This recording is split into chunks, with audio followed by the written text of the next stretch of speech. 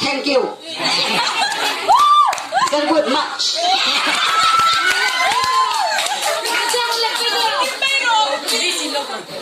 Mai kapasium sini na mo.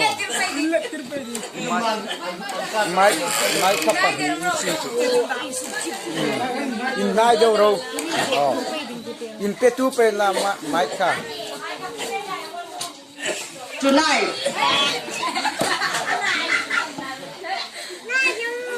KTP Fellowship Friends.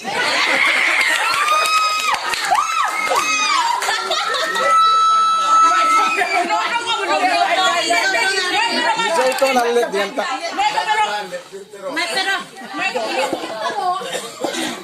Kain sana KTP Fellowship tatmangan wangin tatlom tak zet ani atilo.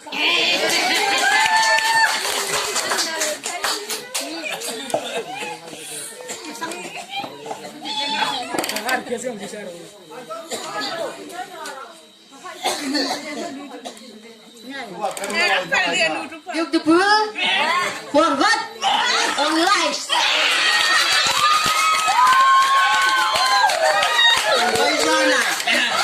Wainzan, kasi suara ni kita.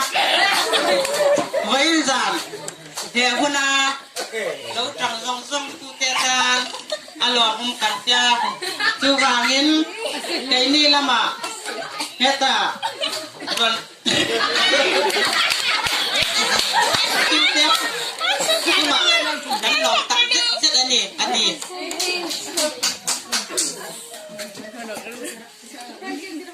Thank you. Beautiful on lives in a kingdom house.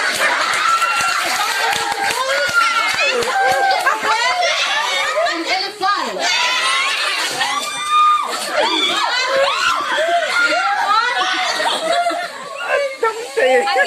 An umbrella. Kan lo, kita lo, kalpuk, jadi. Tak mel ni, masih lum lu tu kawangin fan pokan ni lo malah. Masih kun lang ate kan lang ay to ato anan yeti. Thank you very good much. Kan lom ni taros ya hun ros ya.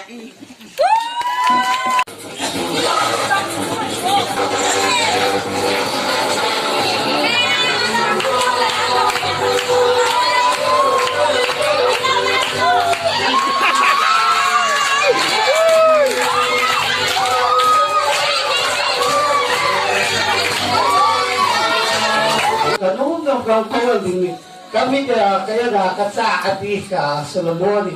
Tama doon kami na kamu katulong ng bang kautot din. Hindi binaw. Karena sa takin ay secretary Langwal Zewa kami sila. Lahing question number B Pakatay Topil Somten Gasima Report lah nel. 1 to 10. Question number 1 to 10 ala. Sungit question ini tak ikan dino. Question ini tak pakada tua pakul cengka. Ini tak ikan dino. Iko sedang kasang deh.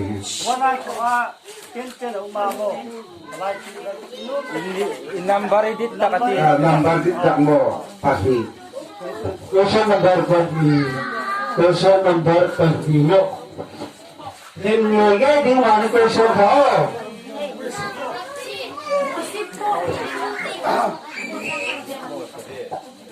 Terus question number 2.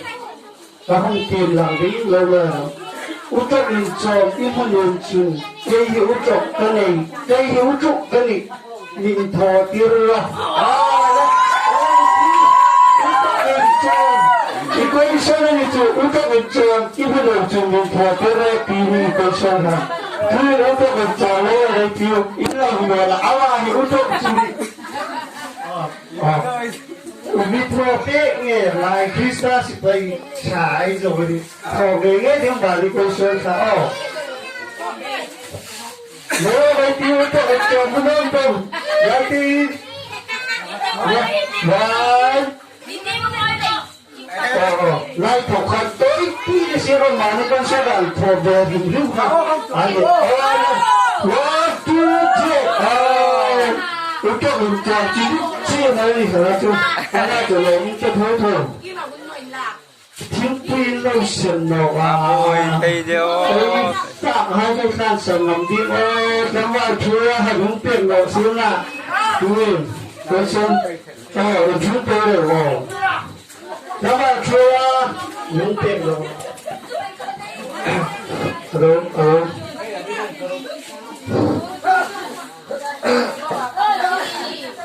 Goshen lang din oh. Pasari. Goshen number pasari lang din. Goshen number pasari lang.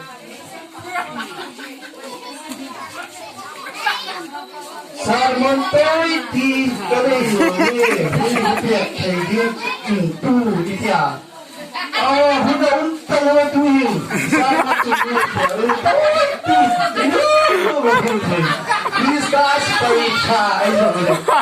Nên những gì là hung khí đặc biệt chia sẻ lên tất cả những người thì nhé. Nếu mà đi đang đi theo thì khi nào ít phút là sao là ít phút đâu thì ít phút nữa là bao nhiêu chắc rồi. Cái là hung những gì luôn. Ini telah lo kakak bosan kakek yang dah dulu. Itu punya. Itu berapa? Sawat cakap.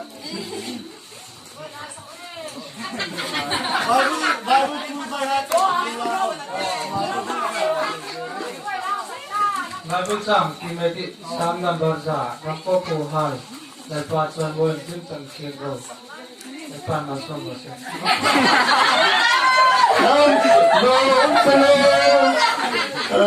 Salman dia tahu nama dia apa yang baru turun orang. Siapa? Sama lah sendang. Ibu ifa lah yang ni lo itali. Nampak sama. Tengah. Nampak palamo. Nampak palamo. Oh, ini kan kalau tengok tu orang tinggal di dalam. Pagkabi pagi Oh, pasari le pani ka thai tung pe na o. Pasari pa le pani ka ka pari pa ko pathum mo. Pathunga inran do inu tak ni don ro dil ka ti che inran ni don di o. In ring ro. Rang de rai don ka man cho. Koi san ka ti che do dil di o. Cô thần lúc ban sao vậy đây? Không. Anh đi.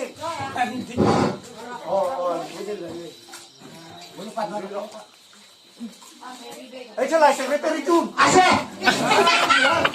Cái răng đồ là bà đi thế. À đến thế mà. Tôi mà bà tôi rồi cơ. Ê cái làm bác ơi đâu Bà đi luôn. Phải trả cho nên đó thôi rồi cả. Bà đi hôn rồi. Ê tin à. Anu tu fusiama, baik tu mentoi dia tu mensil tir ro, ro apa sih tu? Baik tu mentoi dia tu mensil tir ro menlaju o, kafir cak kapan? Ipi di jauh tu kau tahu, kalau dia kalah tinggal lihat.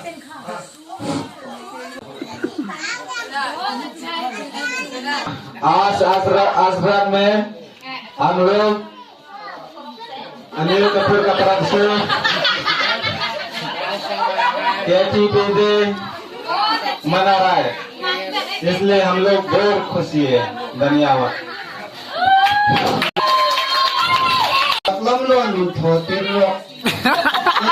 Sao mà lâm luôn mình thọ tiền thầy tiếng tu mình đi đi chứ ai? Ô thầy thật lâu, mình thọ đồng chủ tu hình mình thọ tiền rồi. Khăn lâu tiền. Sabak lam lo, la tu la sẽ đã sabak lam lo thì ti tiếp lam ngay rồi. Bunga na mo, halawin to. Mabaklang lo, nagpinaka sa mga. Ka aung bo ni chiêu đó sa maklang lo ka. Amma vi ayo. At siya lo. Nabar pakusok. Paruk na ako. Paruk na nangaipin. Ganun kay Bigjong Mindon bro. Sa takbolowin hanggang katikwen. Ang Bigjong, sa takbolo ang hindi ikaw ang Bigjong. Makat na sun. Limbel prekro ni sila. Boy karan gur kumabate ni halpe di kano. Dun agad tinin tepak sila ho. Ah, Korean tuwin lo tuwin kanun. Dun sipak yun. Ihun tuwin pata iru. Korean to lo tuwin. Lo ay tiyo illa hidon.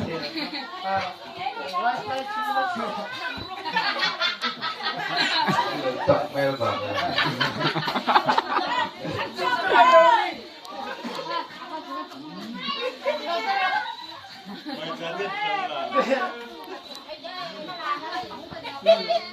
Mindoro.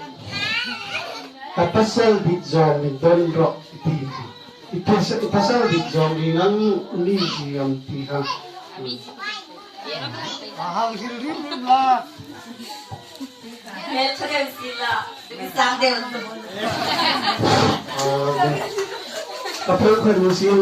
ang tawag na dito, pusilahan ang sila tuwing. Yar guitin tarpan say sat at nagas. Wala, kung tawag ang sanda ka, nahulog sila. Kat ituli nga ruksan liat kwaso.